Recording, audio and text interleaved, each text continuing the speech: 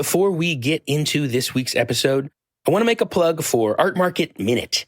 This is ArtNet News' new micro-podcast hosted by Margaret Kerrigan, who's the site's news editor Europe. It offers a weekly snapshot of essential art market news expertly compiled by the ArtNet Pro editorial team. Now, today's age, you don't go and say, I'm just going to go have a live event and I'm going to go away, right? The question is, how do you build connectivity to those brands? How do you build connectivity within that community? How do you serve that community better? I'm Tim Schneider, and this is The Art Angle, a podcast from ArtNet News where the art world meets the real world, bringing one big story down to earth every week. In the COVID summer of 2020, the art world was jolted by a very different kind of drama when reports surfaced that MCH Group, the Swiss corporation best known as the parent company of Art Basel, had entered talks to sell a significant equity stake to Lupa Systems, the private investment company founded by none other than James Murdoch. For listeners who haven't spent years devouring media sector or political gossip, James Murdoch is the fourth of 6 children of billionaire media mogul Rupert Murdoch, now most infamous for presiding over the hard-right coverage beamed out through Fox News in the U.S.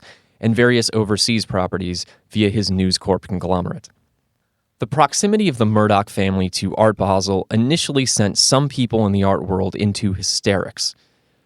One conspiracy theory even held that James was acting as a front for his father, who would take control of the planet's best-known, most prestigious art fair and, well, it was never quite clear what he would do or why he would care, but obviously something dastardly and irreparable was about to happen and we should all prepare for the worst. Yet people interested in digging soon found out that James Murdoch is very much his own man with his own resources. Although he spent decades in the family business, including prominent roles in some of its satellite TV and entertainment companies, he cut his final ties to the empire when he resigned from the board of News Corp in July of 2020. He has been a public critic of Donald Trump as far back as 2017, and through Quadrivium, the foundation James and his wife Catherine started in 2014, he has funneled substantial philanthropic resources into counteracting climate change, expanding voting rights, and pushing back against online extremism. He's also a mogul in his own right. When Disney paid a knee-buckling $71.3 billion in 2019 to acquire nearly all of the Murdoch's entertainment assets, James received a reported $2.2 billion from the deal. He launched Lupa Systems shortly after, with sources claiming at the time that he would invest up to $1 billion of his wealth through the company. By fall of 2020, MCH Group's shareholders had approved the deal to make Lupa Systems the company's new anchor shareholder, with the option to buy up to 49% of its shares. But in the time since, we've heard relatively little from James Murdoch himself about how MCH Group and Art Basel fit alongside the other ventures in Lupa's portfolio, including media properties like the Tribeca Festival, advanced technology startups, and sustainability projects. Ahead of the 2023 edition of Art Basel in Basel, however, I managed to sit down with James at Lupa Systems' New York offices to hear his thinking firsthand. James Murdoch, thanks for joining us on The Art Angle. Thanks, Tim. It's nice to be here. So we're recording this interview on May 18th of 2023, which is, give or take, about 2.5 years, I believe, since Lupa Systems closed on its investment in MCH Group. Over that time period, you've taken on a kind of Wizard of Oz status in the art world, this kind of all-powerful presence behind the curtain that no one has really heard from. So I'm just wondering, why come out from behind the curtain now? If I recall, the reveal of the wizard behind the curtain is not kind of a great moment for him, if I'm remembering the story. You know, I hope it hasn't been that secretive or in any way sort of elusive. You know, I try to be reasonably quiet and try to get on with the work that's at hand. And since we invested in MCH Group, you know, we've been working with the team there, with the other investors, and trying to get on with that. So there's no real magic to any kind of reveal, nor is there anything sinister or secretive going on behind said curtain. It's just getting on with the work of what we hope is building a really exciting business. Yeah, and for the record, I didn't mean to imply that there was anything sinister happening there. It's just you leave a bunch of journalists alone, as you know, and don't give them all that much information, and they're going to start speculating and just wondering. I mean, mystery is a powerful thing. That's very true. That's very true. So before we get more into MCH Group, Art Basel, all those kinds of things, I want to take a step back because I think it's important to talk a little bit about why people who know you well were not nearly as surprised, I assume, by the idea of Lupa Systems investing in MCH Group as people in the art world were when the news that you were talking first broke. So my understanding is that to do this properly, we have to go all the way back to your years as James Murdoch, young archaeologist. I don't know about that. But look, I've always been interested in culture and, been passionate about the creative arts. And, as a young person working in kind of, at that point, archaeological research, originally I was planning on majoring in medieval archaeology in school. That didn't pan out. But I ended up in applied arts. And I think I've always been interested in the creative industry as well. So going from that to a music business and then working in television and film and digital media for, a number of decades, but always with I think my whole life, a real focus on and a passion for not just culture, but also the counterculture, and in particular the leading edge of that, the avant-garde, et cetera. And I think involvement in those parts of the business have always been the most exciting and most interesting for me throughout my career. To that point, can we talk a little bit about Rawkus Records? Sure. So you were attending Harvard, and then I believe you dropped out in your third year, after your third year? After my third year. After your third year. And you went to go help form this independent hip-hop label in New York called Rawkus Records in 94. Something like that. Give or take. Yes. Walk me through that process. I think it was a exciting opportunity to do something really independently and from scratch. I had two very talented partners who had been musicians and were very keen to start to build a small business focused on exciting new artists. And the opportunity to join together to do that, to leave school and be, really from the ground up building something that was focused on artists that were emerging with new kinds of work was something that I didn't think I should pass up. And, having been in school for a few years, I didn't go to school right away after high school. So I spent some time working more in academia before I actually went to college. So I was ready by then to head into the real world, so to speak, and make all the mistakes that, you're expected to make, hopefully learn from them, but also be from the ground up in a creative business where we were learning everything from scratch. So it was a very exciting time. I did that for a few years. I also just want to thank you personally because some of those Rawkus records got me through high school. Oh, so, that's nice. That's nice to hear. Well, and my partners really were very, very talented and more on the music side. And it's amazing how much still today people sometimes come up and mention that and mention some of those records and how much it meant to them. Yeah, I think that a lot of them have withstood the test of time. So that's bravo. It's very gratifying to hear. The next kind of pivot in your career, it seems, was when Rawkus got acquired by News Corp, and you kind of became a part of the family business in a more direct way, to my understanding. And what seems like sort of a hard fork from the outside, which was moving into this role where you were put in charge of News Corp's telecom, satellite TV, enterprise in Asia. And your first big win, to my understanding, within that sort of milieu was that you managed to turn around this satellite TV property called Star TV. And you did that by really focusing on India. Can you talk through kind of that transition from James Murdoch, independent music entrepreneur, to James Murdoch really kind of getting into the mix of the international media game at a high level? After we combined Rock as a small independent hip-hop label with some other independent music assets that News Corp owned at the time, which was the rationale to try to sort of put some of those things together. I also got involved, this is in the mid to late 90s, in sort of, at that point, the emerging kind of digital business, digital industry, if you will.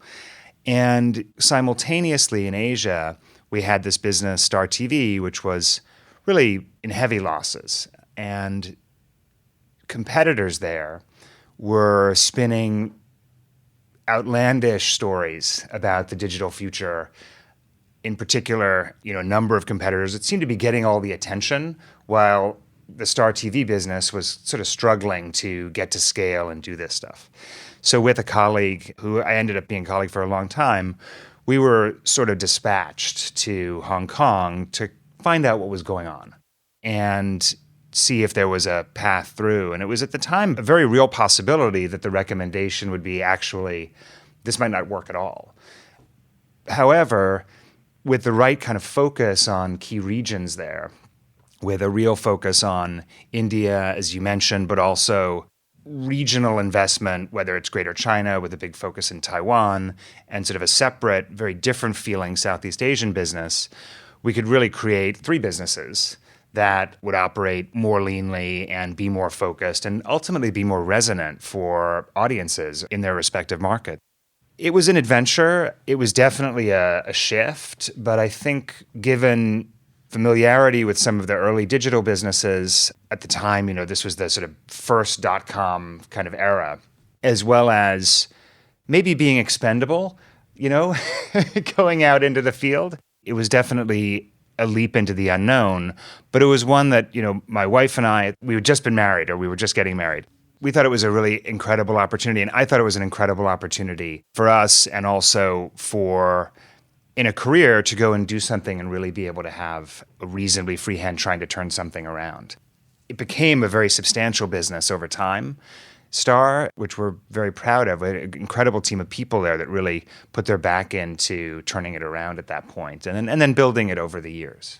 Now, that particular pivot in your career, and I'm going to have to simplify a lot here because I don't want to go through every line of your very extended, very illustrious biography so that we can get into kind of the meat of this discussion. But it seems like the Star TV move basically launches you into something close to 20 years where you are in one way or another overseeing these major media enterprises of one kind or another, whether it's satellite TV with B-Sky B in the UK, or whether it's later on when you're running 21st Century Fox.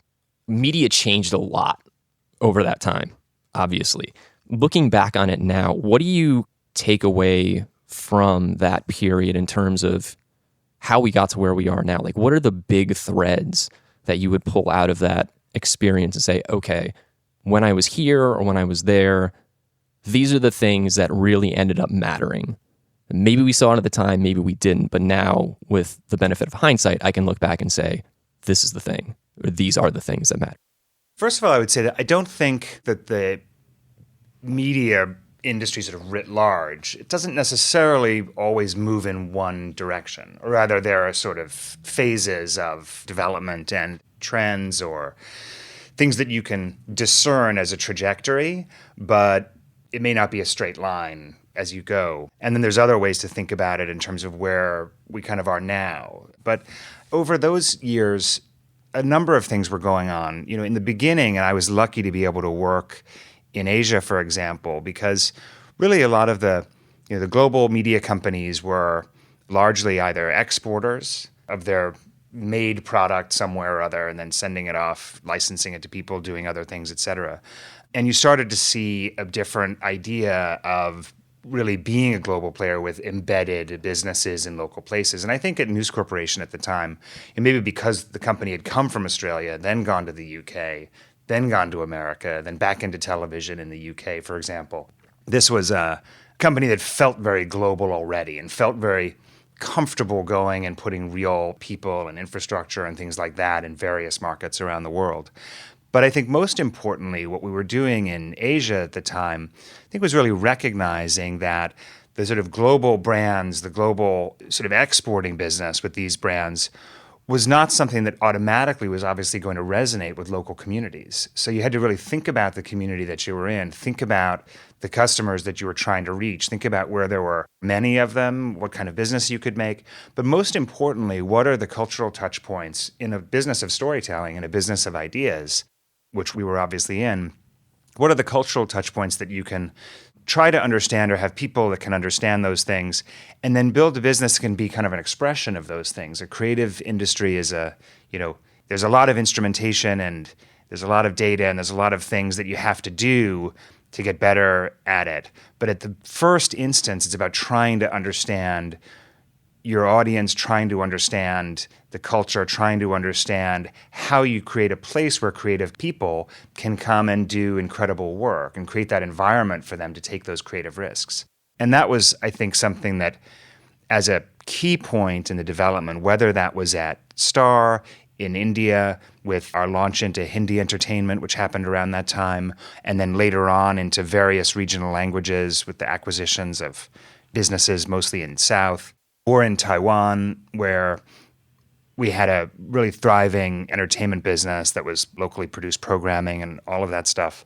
Or later on to Sky Italia, which was, with TG24, the only real independent news channel there, but also real investments in original programming and really beautiful filmic programming for the first time going on television at Sky Italia, from Romanzo Criminale to Gomorrah, which later traveled around the world. Those were things that were big risks at the time, but it came from a real dedication to your audience, not in a slavish way, but actually, wanting to create things that were fun and surprising and powerful, and then having storytellers come and work with you that knew that you were going to be able to empower them to be able to tell the stories they wanted to tell. And at Sky, for example, both in the UK and Italy and in Germany, we were really starting from scratch with original production. We were a sort of licensing business. We had our sports business there very strongly. But ultimately, you had to build something new to become a real quality entertainment and storytelling business that took many years to become the scale of original programming investor that, it later became. So I think there was a long journey towards understanding that going very deep into these markets creatively was important for the brands, for the business, for your customer, for your community, et cetera. But also through this time, there's been this, and this was particularly in my time at Sky, I think there was this real drive towards vertical integration. We knew that customers didn't really care about the business rules around how we license and window movies, for example. A customer doesn't really care if you say, well, you can have it now in the theater, then you can have it on cable TV, and then you can have it somewhere else, or vice versa. All of those rules had been built up by physics, right? Because you used to have 3 broadcast networks in America, so you'd put it in the theater, and then you'd wait a long time, and it could be movie of the week or something on Sunday. Then you had cable TV, so that window came later, and then you had other things. But it wasn't a notion for a long time that you should be able to have everything everywhere whenever you want, as we do today. However, at Sky, we really believed early on that sort of broadcasting across multiple platforms wasn't some fantasy in the future. It was actually happening now. And we never thought of ourselves as just a satellite television provider. So we invested heavily in buying programming to be able to be consumed, whether it was on a gaming device or downloadable to be able to take with you.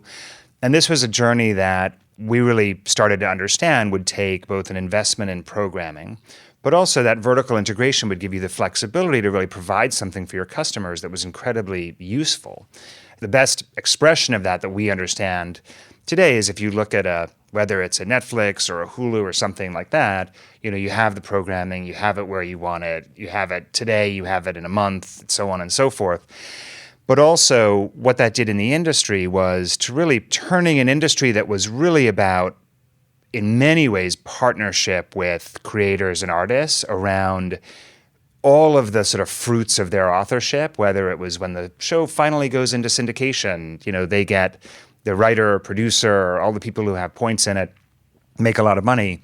It was sort of becoming something much more like a cost-plus production business.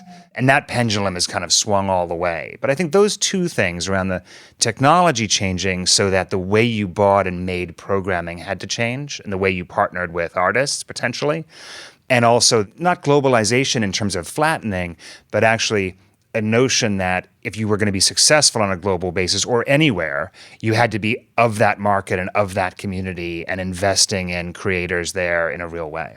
Those are the two things for me, I think, that were most, from a thematic point of view in the industry, but also the way you run these businesses, the way that digital innovation works in legacy businesses, all of those things were challenges and learnings and muscles ultimately that you could build to make these companies go faster. This seems like a nice segue into the eventual investment into MCH Group. Before we do that, just for the sake of our listeners, we'll set this up by saying that the big inflection point, or one of the big inflection points anyway, in your career and what you've been doing lately is the sale of most of Fox's entertainment assets to Disney for the tidy sum of $71.3 billion, of which I believe you personally ended up with a payout of about $2.2 billion. And after that, launched Lupa Systems, which is your private investment vehicle. Now, MCH Group was not your first acquisition. We may go back to that. But it does seem to be an important one based on what I've gathered from talking to you in preparation for this interview. I'm just wondering, first off, why MCH Group? Lupa Systems, I'm sure, could get in the room with practically anybody in the art world that they wanted to. Did you always just kind of know that this was the particular property that you were interested in? Or was there sort of a larger scope that you went through to decide that actually this is where we want to focus? Well, to be honest, I had been focused or at least trying to learn about MCH Group for some years before. And the reason is largely around some of the things that we were doing in our sports business. And it struck me that a lot of the most exciting sports businesses, whether that's Formula One or the IPL cricket or what have you, they have in some ways the character of a traveling circus. Formula One is probably the best example, right? Where it kind of sets down in a city. There's a huge circus that goes on. There's lots of different events that happen. There's a race. There's culture. People come from all over. And then they pick up and they go to the next town or city or whatever it is, much like a traveling circus would, was always the way I thought about it. And that ability to convene a broader community, it's not just, the super fans, the tifosi for Ferrari coming and doing this. It's actually more about this sort of broader moment in a city where something happens with some center of gravity in it. Could be really great and fun for that city, could be really lucrative for the city and for the owners of the rights, et cetera. And it struck me that there are very, very few kind of real convening centers of gravity in the culture space that are of the sort of scale and brand and immediate sort of understanding of a brand, for example, like Art Basel. So actually, I'd been wondering about MCH Group and the Art Basel business in the context of these kinds of convening kind of opportunities. I think increasingly also as more and more of our lives are kind of synthetic or digital, the value of those convening, that ability to create that center of gravity, I think goes up because I think it probably becomes scarcer. So I had been looking at the business for a while and obviously learned that the business was majority owned by, a group of cantons and so on and so forth. So kind of figured it would be pretty hard to get involved. And events then sort of intervened. I started to build a relationship with some of the key stakeholders. The openness around potentially having new investors in that business was something that emerged over time. You spent the time talking to them and spent the time building some trust, et cetera. And then obviously COVID happened. So it became a real opportunity to not just be able to really help the business, but also to become a real partner in the business going forward. But I don't think it could have happened if it hadn't been that kind of longer period of time of trying to get to know it and trying to get to know some of the key stakeholders and try to get everybody to understand that, the commitment to the business from a new investor was going to be really important, and a commitment to really growing it not just in the broader MCH group, but actually for Art Basel, for example, in Basel, committed to the fairs that we have and committed to growing those and growing the role, hopefully, that the business can play in that community to really support all the constituent elements. But it had come from before this sort of interest in it. So for me, it actually felt, like you say, a pretty natural place to go. When I set up our holding company here, we always wanted to have one or two kind of real focuses, right? Things that were more substantial holdings with more involvement and support. And MCH and Art Basel really seemed like a real logical place to start to develop that part of the business.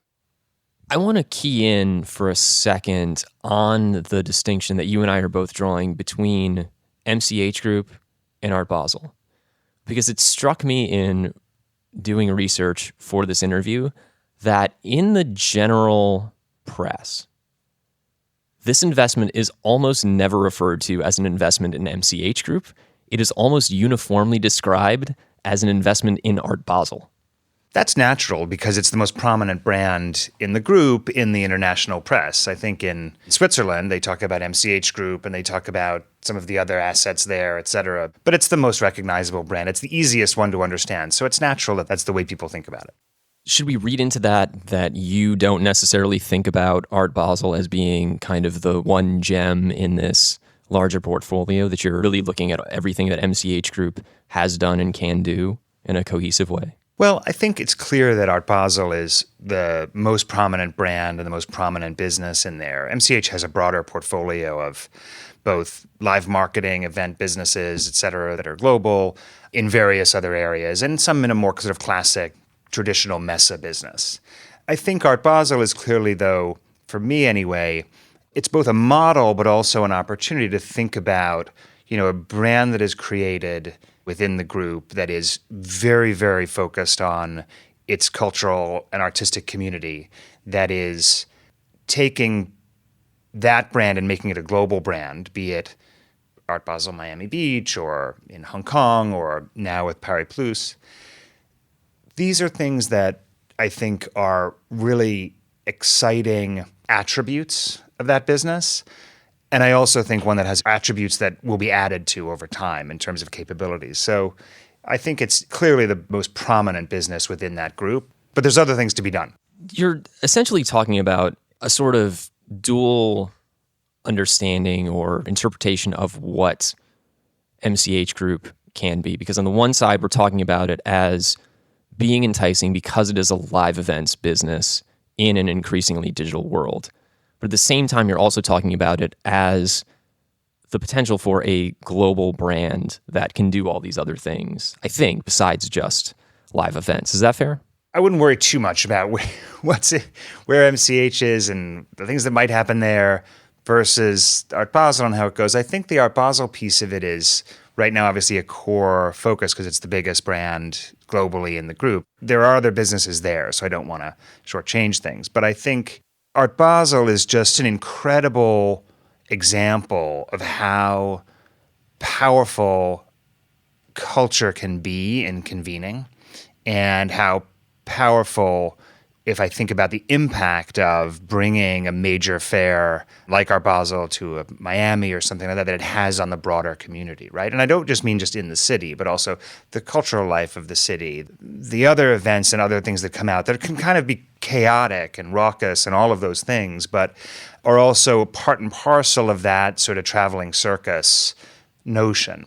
Now, today's age, you don't go and say, I'm just going to go have a live event and I'm going to go away, right? The question is, how do you build connectivity to those brands? How do you build connectivity within that community? How do you serve that community better? You might have a center of gravity in a live event.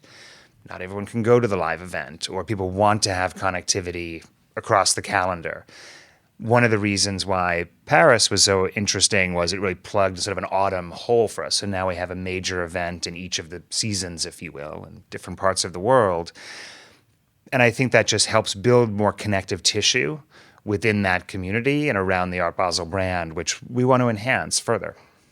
That really seems to be a defining characteristic of Art Basel historically, in my mind. I interviewed Mark Spiegler, former global director of Art Basel, on this podcast a few months ago, and we had a long conversation about how one of the things that really struck him about Art Basel Miami Beach when he was still covering it as a journalist was this idea of he didn't really understand, like a lot of other people, just how much else there was from a cultural perspective that was happening in Miami. It took this kind of signal event to start to pull together all of these different threads. And it sounds to me like you're talking about something that is essentially that same dynamic playing out on a larger scale now in these different markets over time. I hope so. And I think encouraging that is important. I mean, the Miami example is an interesting one. I think you put it very well, a signal event that then you realize what else is going on, but it also can be a catalyst for a lot of those things going on. It's not just about the fair itself, although that's obviously our focus to make it as excellent and as great and as good a service for the community as we can, but it also becomes a catalyst for a broader engagement with the community from a creative perspective. And that's something I think where, because of the authenticity of the brand and because people understand to some extent what they're going to get, and each fair and each location obviously has a very different flavor, which is good, and you want that. I think it's something that hopefully gives the business sort of the permission to start to grow the way it thinks about engagement with the city and with the community and in general. And that's something that we think can grow. And I think there's other cultural events that aren't art fairs that the Basel brand and the Art Basel brand can also be thinking about over time. And it's early days. We've been invested for, as you said before, some 2.5 years. A lot of that was just coming out of this COVID period, kind of rebuilding that, supporting the team, trying to move through this. So the next phase of it, I think, is going to be one more characterized by development and innovation, as with a foundational support for our kind of core art business that is necessary to be able to go and do other things. So I'm very excited about it. And I think these are events that, as I said before, they're things that are very rare at this sort of level of quality and with this sort of level of authenticity, that the folks who run Art Basel and the folks who run MCH, they really understand how precious that is and how rare that is. And then, keeping that focus on quality, I think, is fundamental.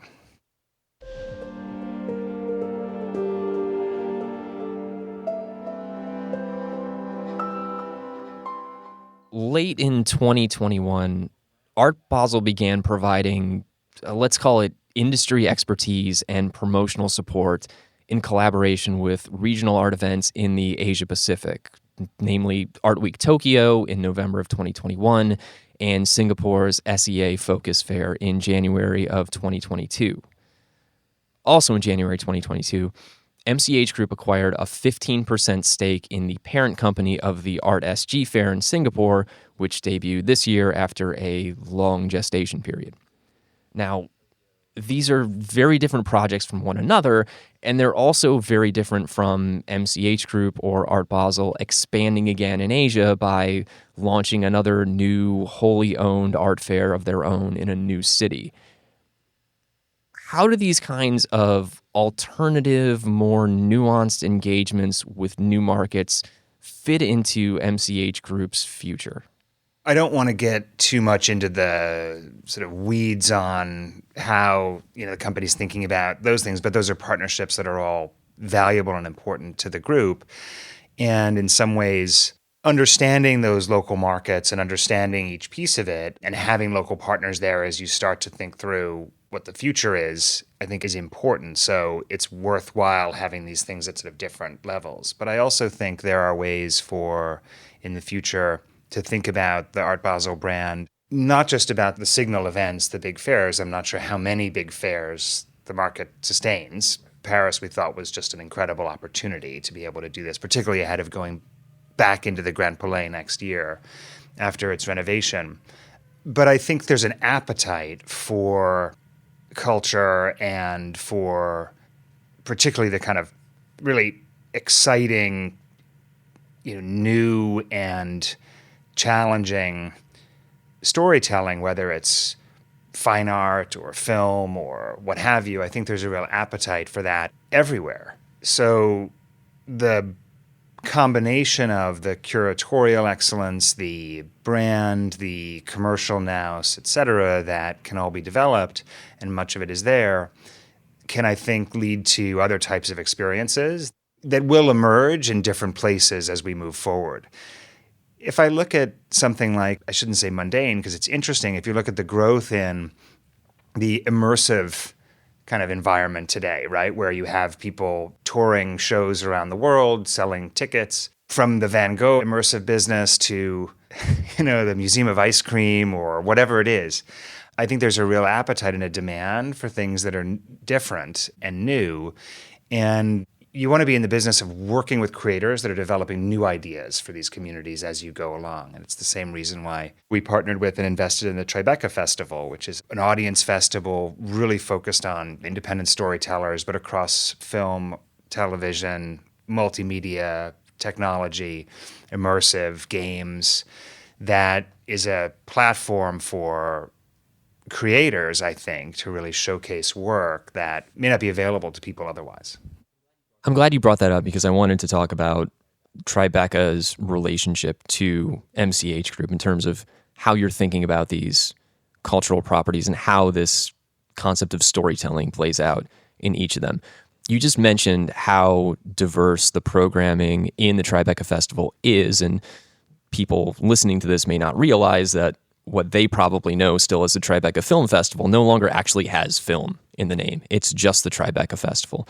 And that seems to be a very deliberate move on the part of the company under Lupa Systems management, influence, however you want to put it, to signal this is about something bigger than it used to be, or something broader, something more expansive, and maybe there are more possibilities here to get interested and to connect with an audience. Well, first of all, they're separate businesses, and Tribeca Enterprises, the company, the founder, Jane Rosenthal, runs the business. She's our partner. She and Bob founded it some 20-odd years ago after 9/11. Obviously, the story is reasonably well known.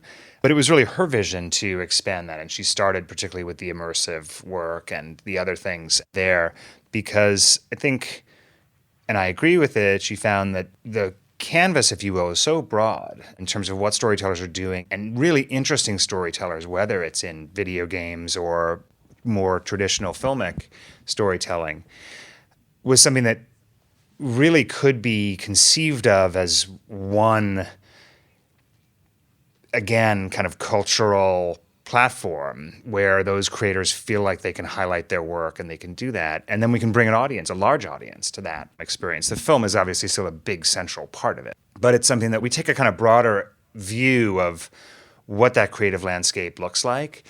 And hopefully that leads to different kinds of collaborations between artists in the future. It leads to different ways to be able to connect those artists with the community at large, connect other brands to that community as well. And the way I look at it, and again, Tribeca we acquired that was actually right before our investment in it, right before COVID. Then we had a couple of years of doing outdoor. We did drive-in theaters the first year to try to get people to have something that was fun and good out there. That was hard. And then we went back to a live event. Most of it was outdoor in the beginning. Now it's getting back into using theaters more and other things as we did last year. For me, anyway, it comes from the same place, which is these convening opportunities for people who are really passionate about the creative arts in whatever medium, or if not unique, rare. And developing them over time and thinking about what the other possibilities are, whether that's in new markets, whether that's in growing the kind of services or other things that you can provide to that community, is the opportunity for growth. Most of the events businesses, they have kind of some tickets, they have some sponsorship, they do things like that, they pay some rent.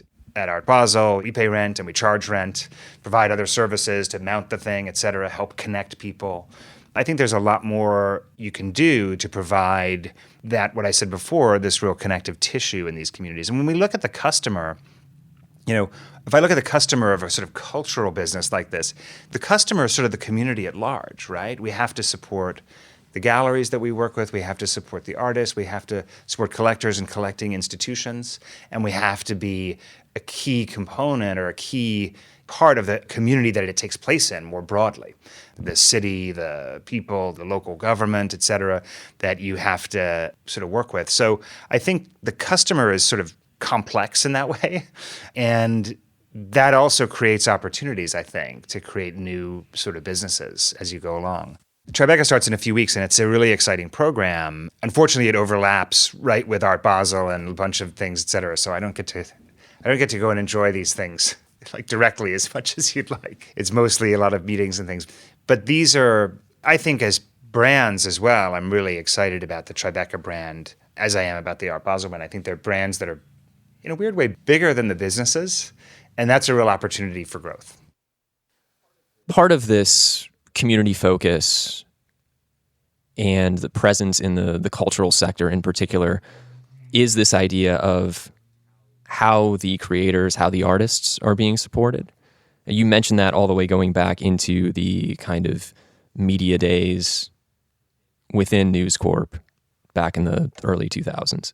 Lupa Systems' first acquisition, to my knowledge, was a company called Artists, Writers, and Artisans, which had a real focus on bringing the creators of comic book properties, essentially, into the business side in a kind of novel way. Can you talk about that a little bit? I'm just curious because within the art world, there is, I think, more and more focus on how artists have traditionally maybe not been given or not been able to access all that they deserve for the work that they put in. And it seems like we're at an inflection point where people are asking those types of questions about a lot of different cultural industries. I'm just curious how you think through that aspect of things. It's a good question, and you're absolutely right to kind of draw that thread through these things. I think what I was mentioning earlier about this longer-term trend as the media industry, and let's call the media industry the creative industry kind of writ large, sort of moved in the mass market towards more vertical integration, and therefore distributors owning more rights at its heart, right? So that they had more flexibility in terms of how they could sell things, how they could package things, how they could do it. They didn't always have to pay this person or that person. If they just bought the thing outright, they could do what they want with it. Put it on your phone, put it on your TV, put it on a year later, and so on and so forth. And I observed that and in some ways was part of that trend for a number of years. And I really always wanted to take the approach at 21st Century Fox and before that at Sky of actually trying to think through, okay, how do you partner with your creators more meaningfully? How do you make sure that we continue to create the economics that existed for artists, let's take television, for example, or film, that existed when they were participants in the sort of full life cycle of the work. As it grew in value, their value grew, and so on and so forth. I think the pendulum swinging all the way to the sort of cost plus, I'll just buy everything and it'll look like a big headline number, but as it grows in value, if it grows in value, you may or may not participate in that. I think the pendulum has swung all the way, and I really sensed that the pendulum was going to swing back. And I think it is starting to do that. You hear people talking about it. I talk to people in the TV and movie business about it. There is a real growing sense that the creator should really have the opportunity to enjoy the fruits of their authorship over time. Now, clearly in the art business, the approach to that question is very fragmented. Some gallerists have one approach. There's other places where there's a consortium. They say, well, we're going to do it this way and that way. There's a lot of different ways to sort of think about it. I think what's really exciting today when I look at what's possible as well is, and even though it's not very fashionable to talk about, Web3 anymore, but I actually think the opportunity to have smart contracts, to have things on a distributed ledger, provenance, other things, et cetera. And there's various companies working on it, one of which is Arkwell, which is a venture that Art Basel launched with the Luma Foundation.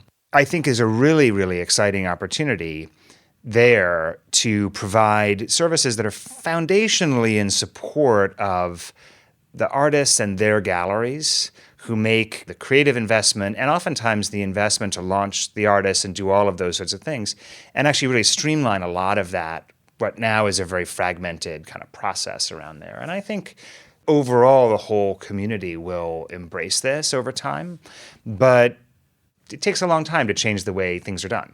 But I sense that that's really happening. And I think if it can happen in the world of, contemporary art, it can happen in film again, it can happen in television. It's already starting to. So I think that pendulum is swinging back. In some ways, creators need to sort of take that little bit of extra risk, to own more of their work, to hold things back a little bit, and so on and so forth. But I think this is a trend that is a new and opposite piece of momentum that is very real, but it is going to take time.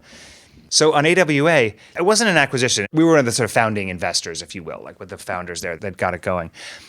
It's a similar idea. I mean, look, comic book writers oftentimes, get a page rate, and then the thing gets turned into a billion-dollar superhero movie, and they get like a couple of tickets to the premiere, and they're like high-fiving.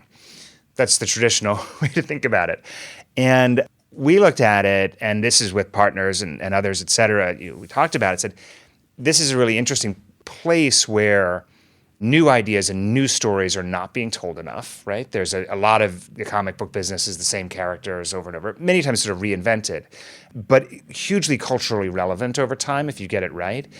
And we really wanted to think about, how could you create something where, the sort of commerce of the thing was handled in an efficient way by a company, but that the ownership in the copyright and the ownership in the growth of value in those products, it was really shared with the authors. So we set it up to really allow authors, first and foremost, to tell stories that they weren't able to tell otherwise, and then to share in the success of those stories as they go from comic to other kinds of graphic fiction, to digital exploitation, to film or television or things like that, because these ideas and these stories are the kernels of what actually can become quite widespread and resonant stories. So we were super excited to be able to be part of that business. We still are a big part of that business. And it's developing incredibly well. But it's not just about saying, hey, this is the way you apportion everything. It's actually most importantly to say, to creators, you come to a place like this and you can tell the stories that you need to tell, and you can create the art that is going to be the best work of your life. And in so doing, you're going to do better doing it that way than doing it the other way. That's the approach. I felt this way in my past life as well. If you can create a place where people know they can come and do the best work of their lives, the place is going to succeed and they're going to succeed. And then more people come to want to do that, and better people want to come to want to do that. And that's really the journey that I always feel like a business should be on. Can I just ask you how your own, as much as I hate to use this phrase because it gets used a lot, your journey as an art collector has played into that? Because we don't really know, and by we, I mean we in the general public, there's not really a lot of information out there about what you collect necessarily. We know that you're I hope there's none. Yeah. There may not be any more after this interview, depending on how you answer this question. But one of the only things that we really know about in this particular dimension of things is that you're on the board of the Dia Art Foundation, which is a very particular organization within the art world that has a very particular mission. It's not what the average museum does, let's just say. That's the whole point. Exactly. So can you just kind of, you don't, of course, have to reveal anything about which types of artists you've been gravitating towards or how you see art necessarily or all those kinds of things, but just at least through the prism of your involvement with Dia, can you just talk a little bit about maybe how that helps define the way that you look at contemporary art in particular?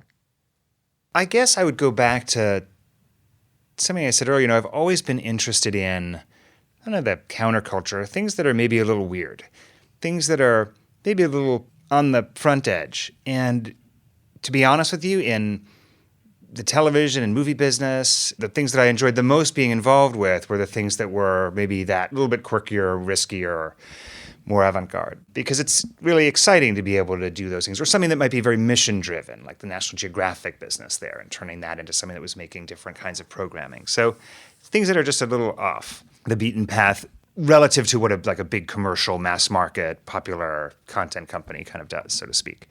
In art, what I love about and what sort of attracted me to a place like DIA, for example, is really the opportunity for an institution, or the reality of an institution that supports artists in making things that they otherwise couldn't make. So it's not about just gathering things up that anybody could gather up and putting them in a box, but actually about really supporting artists to do things that, and encouraging them to do things that would otherwise seem not doable. And whether that's new contemporary commissions that DIA is doing, or the legacy work over the last, almost 50 years now of DIA that's maintained and serviced, and, from like the lightning field to the spiral jetty to what have you.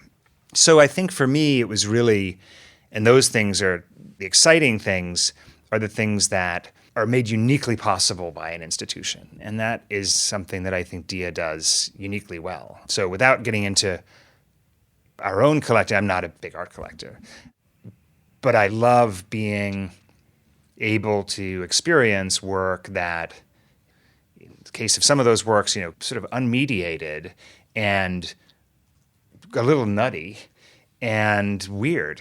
And I think that's sort of the sort of stuff that takes you out of your comfort zone and creates a resonance with the viewer that is incredibly special. You can do that on a small scale, you can do it on a large scale. It doesn't all have to be giant cities in the desert, but it's more about a way of approaching, I think, the viewer that is, to me, there's a unique feel to it. In terms of your personal interests and the interests of Lupa Systems, one other major theme has been sustainability and green technology and things like that. There's a lot of talk now in the art world about how we need to place a higher priority on sustainability. And I'm just wondering, given your perspective on this for a long time, how that aspect of things may or may not be filtering into your discussions about what Art Basel and the MCH Group should stand for, or how they can contribute to changing the art world in one way or another.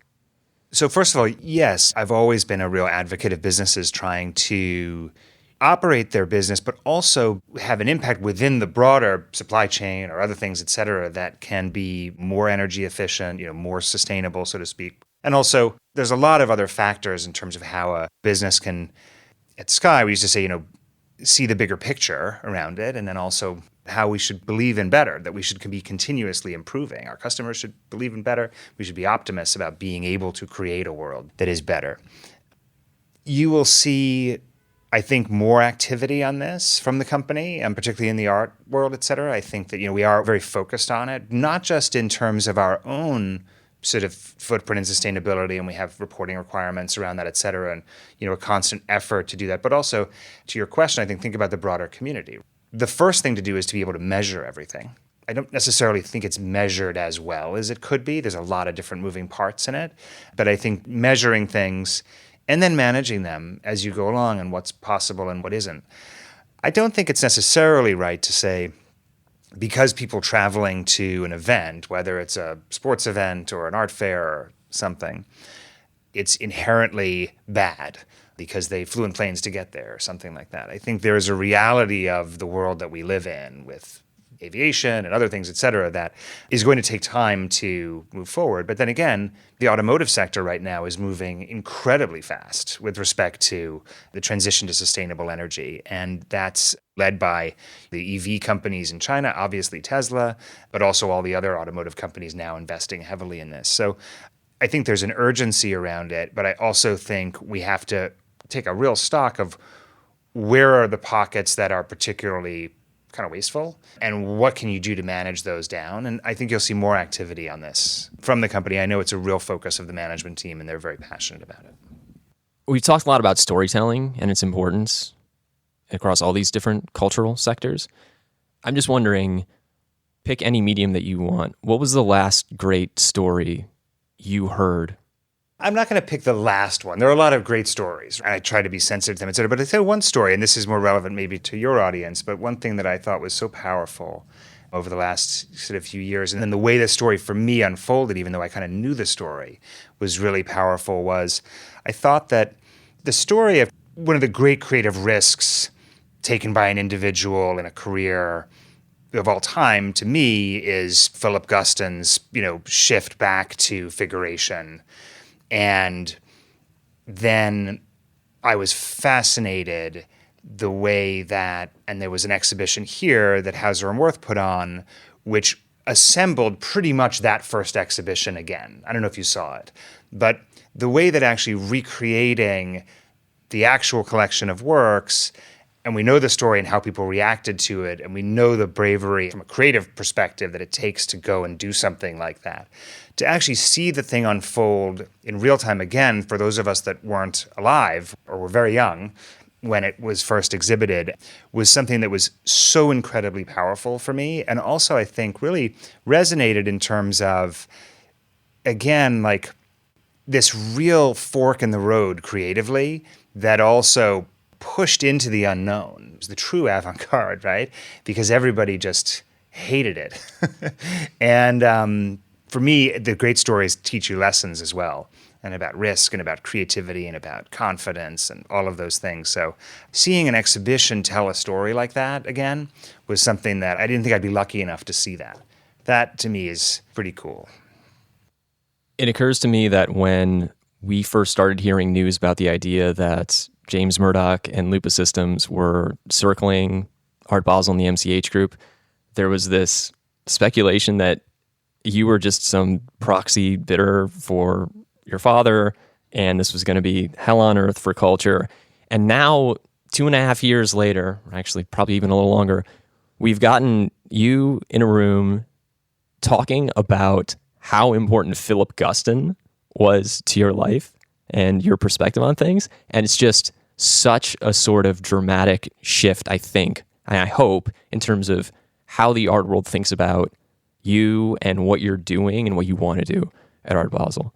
So it's just sort of all a beautiful ending. James, thanks so much for joining us. You've been so generous with your time. We really appreciate it. Hey, Tim, thank you so much. It's really nice to talk. That's it for this week's episode of The Art Angle.